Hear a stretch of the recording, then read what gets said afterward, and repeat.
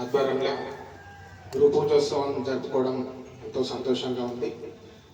మన సనాతన హిందూ ధర్మంలో ముఖ్యంగా ఈ గురు పరంపరల ఈ గురు పౌర్ణమి అనేది చాలా విశిష్టమైన రోజు. ఈరోజు ఎంతోమంది శిష్యులకి అంటే ఒక మనిషి తన జీవితాన్ని మొదలు పెట్టినప్పటి నుంచి తన ఆఖరి శ్వాస వరకు ఈ భూమిపై జీవించి ఉన్నంతసేపు ఆ కాలం మొత్తంలో తన జీవితంలో ఎన్నో ఒడిదుడుకులను ఎదుర్కొని ముందుకు సాగుతున్న సందర్భంలో తల్లి ఎట్లయితే గురుస్వామి చెప్పినట్టు జన్మనిచ్చిందో తండ్రి మనకు మంచి చెడ్డలు చెప్పి ఈరోజు సమాజంలో ఏ విధంగా ముందుకు పోవాలని చెప్పి ప్రతి ఒక్క అంశంలో మనల్ని ముందుండి నడిపించే నాన్న తర్వాత గురువు మనకి జ్ఞానాన్ని ఇస్తాడు. గురువుకి తల్లి, తండ్రి, గురువు, దైవం ఈ నాలుగు లేకుంటే మనిషి జీవితంలో అంధకారం అనేది ఖచ్చితంగా అలుముకుంటుంది. అంధకారం అనేది అలుముకుంటుంది. గురువు అనేవాడు ఏ రూపంలోనైనా ఉండొచ్చు. అంటే చదువుకునేటప్పుడు మనకు చదువుని జ్ఞానంగా పంచే గురువు టీచర్ రూపంలో ఉండొచ్చు, లేకపోతే మన సంస్కారం నేర్పే మన ఆత్మీయుడే ఉండొచ్చు, లేకపోతే మన అన్నయ్య ఉండొచ్చు, మనకంటే చిన్నవారైనా ఉండొచ్చు. చాలా మందికి కూడా తెలియని విషయం ఏంటంటే గురువు అంటే ఒక ఏజ్తో పోలుస్తారు. అంటే కొంచెం ఏజ్లో పెద్దవాడైతే అన్ని విషయాలు తెలుసు అనేది కాదు.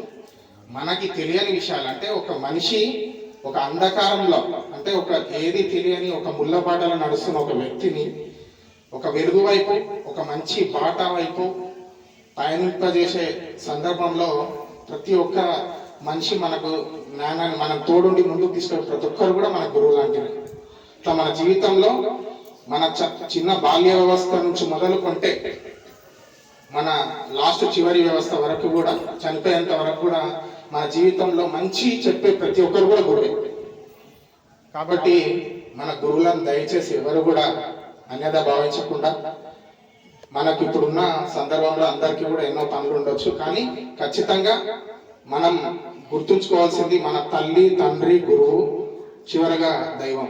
ఎక్కడున్నా కానీ మనం ఎంత బిజీ ఉన్నా, మన రోజువారీ జీవితాలలో మనకి ఎంత పని భారం ఉన్నా ఖచ్చితంగా వీళ్ళ నలుగురిని కూడా స్మరించుకోవాలనే వ్యక్తి నా దృష్టిలో మనిషే కాదు. ఎందుకంటే గురుస్వామి ఆల్రెడీ చెప్పాడు, ఈ 4 పదాల నుంచి తీసుకున్నాడే మనిషి అని.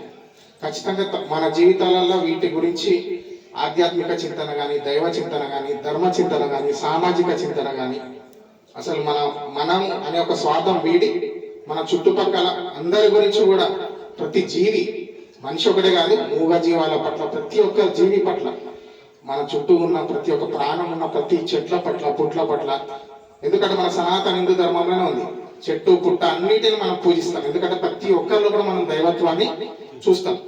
అంత పెద్ద గొప్ప ధర్మాన్ని అందించిన గొప్ప గురువులు, దేవుళ్ళు మనకి ఈరోజు వ్యాస మహర్షి అందరికీ కూడా తెలుసు.